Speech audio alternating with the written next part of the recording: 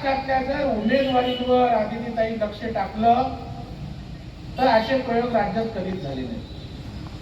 धाराशिवला, उस्मानाबादला भारतीय जनता पार्टीचे आपले 6 पैकी 3-4 आमदार आहेत. उमेदवार कोण आहे? उमेदवार आमचे आमदार तुळजापूरचे जे आहेत राणा जगजितसिंग पाटील यांच्या पत्नी अर्चना पाटील राष्ट्रवादीच्या घड्याळावर उभे आहेत. आपण त्या ठिकाणी बघा, पालघरला गेलो तर पालघरला गावित साहेब धनुष्यबाणावर होते.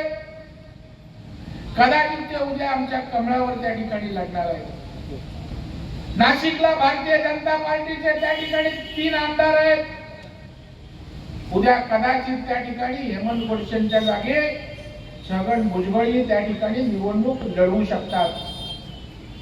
बांधवांनो, अशा प्रकारच्या ऍडजस्टमेंट का होत आहे?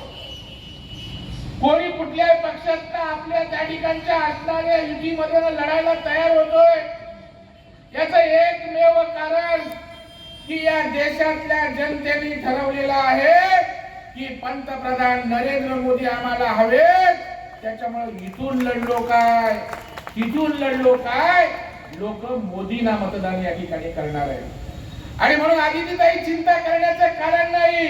या रायगड लोकसभा मतदारसंघामध्ये सुद्धा त्या ठिकाणी पंतप्रधान नरेंद्र मोदींचा नारा जो 400 पार आहे तो प्रचंड मताधिक्याने आपला खासदार सुद्धा दिल्लीला तटकरेंच्या माध्यमातून निश्चितपणे या ठिकाणी गेल्याशिवाय बांधवांनो त्या ठिकाणी राहणार नाही.